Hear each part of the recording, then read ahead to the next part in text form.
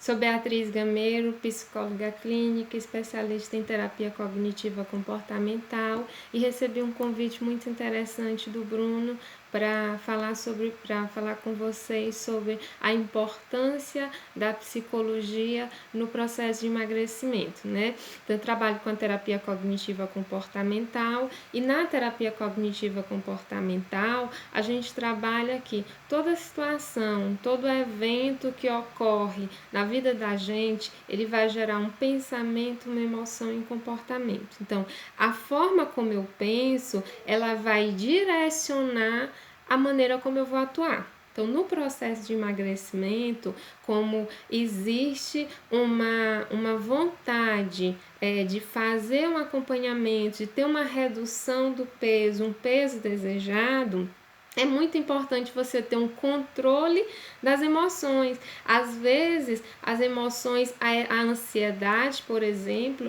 ela acaba gerando uma interferência. Dependendo de como for o caso, algumas pessoas acabam comendo, ingerindo um pouco mais de alimento por conta dessa ansiedade, né? É como se fosse uma recompensa.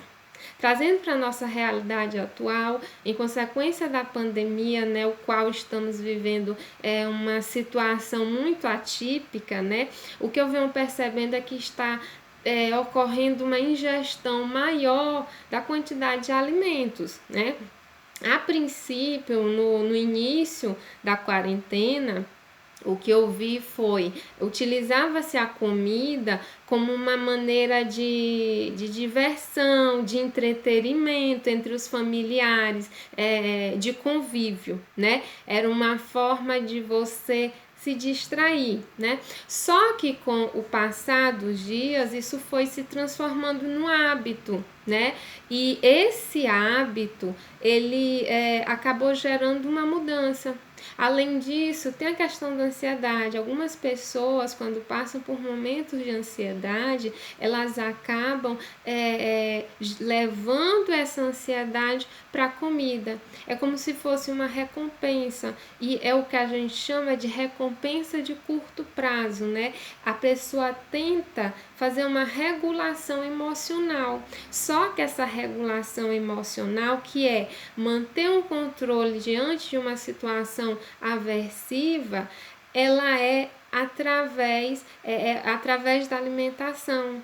Então você até diminui a ansiedade, você faz aquela recompensa, você se alivia. Só que aquela ansiedade, ela vai minimizar naquele determinado tempo. E aí você acaba comendo mais e só resolve o problema num curto espaço de tempo, né?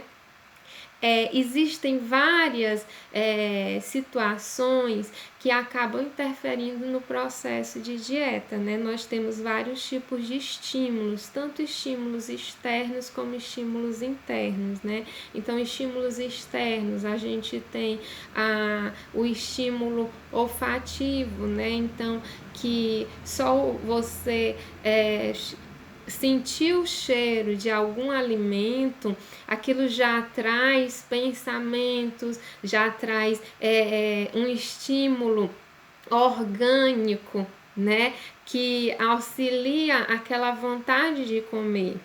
Existem os estímulos visuais, você vê a alimentação também, já gera uma vontade. Existem os estímulos a partir de lembranças, né? Você lembra, por exemplo, de uma lembrança da infância, algum tipo de comida que era muito boa. Então, existem os estímulos sociais, que a reunião entre amigos, ela acaba estimulando, né? Esse estímulo social, ele está totalmente modificado agora, né? E uma das coisas que também se observa eu posso ter um estímulo social, eu posso participar, mesmo que distante, de um encontro social, e talvez isso propicie também a questão alimentar, tá certo? O que é importante para vocês nesse momento que vão fazer esse trabalho em equipe aí com o Bruno, que é o Descomplique. Uma das formas para ajudar vocês é saber identificar o que é fome, o que é vontade e o que é desejo. Né? A fome é quando você sente reações fisiológicas relacionadas à alimentação. Por exemplo, quando você sente aquela necessidade de comer, quando você percebe que já passou um determinado tempo sem alimentação, então isso é fome. Né?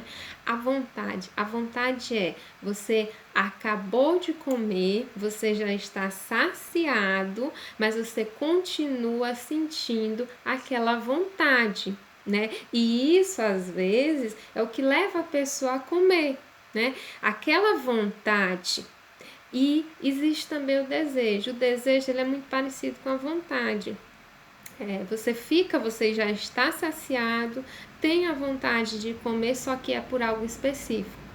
Algumas pessoas, depois de uma refeição, geralmente depois do almoço, às vezes gostam de comer um doce, né? Então, isso é um desejo, né? É a vontade de comer algo que é específico, né? Algumas coisas podem ajudar neste momento, levando em consideração quando a ansiedade ela atrapalha, né? Então, é criar alternativas. Se eu já comi no meu horário, no horário que foi estabelecido para mim seguir minha dieta, então nos momentos que eu tiver vontade de comer, eu posso criar outras estratégias, ou seja, escutar uma música, fazer atividade física que já vai contribuir muito no processo de emagrecimento, ler livros, fazer meditação também ajuda bastante justamente para a diminuição dessa ansiedade. Se eu diminuo minha ansiedade, consequentemente no processo de emagrecimento vai diminuir essa vontade de comer, né? É importante a gente lembrar que existe regulação de curto prazo e de longo prazo. A regulação inicial de curto prazo é aquela que eu tento resolver a vontade de comer em um curto espaço de tempo. Ou seja, um exemplo eu tento regular a minha ansiedade através da alimentação. Até consegue, só que é por um momento determinado.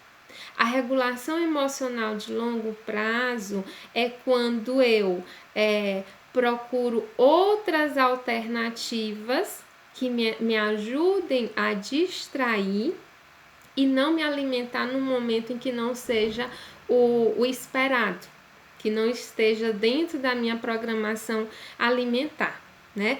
Outra coisa bastante importante nesse processo de emagrecimento é vocês trabalharem a organização de horário. Então, a partir do momento que é estabelecida a dieta de vocês, fazer esse controle do horário também vai ajudar bastante a vocês identificarem. Sempre que vocês estiverem vontade de comer algo, se questione o que eu estou sentindo. É vontade, é fome ou é desejo? E assim vocês vão ter mais facilidade de saber qual é a melhor escolha. E outra coisa que faz bastante diferença, além de você fazer esse questionamento, você estabelecer as motivações, né? Por que é importante você emagrecer? Então, as motivações você pode fazer até um cartão de enfrentamento para você estar observando. Emagrecer para mim é importante por questões de bem-estar, por questões de estética. Então, você escolhendo um objetivo que vá ser bem específico e vai lhe ajudar bastante, isso pode ser um reforço positivo para você se animar a continuar a dieta, porque o mais difícil não é fazer a dieta, o difícil é manter. Eu gosto de dizer que, na verdade, a gente chama de regulação alimentar. Por quê? porque a gente vai tentar organizar o nosso pensamento para trabalhar e saber lidar melhor com esse processo, com meus objetivos, com minha meta de emagrecimento.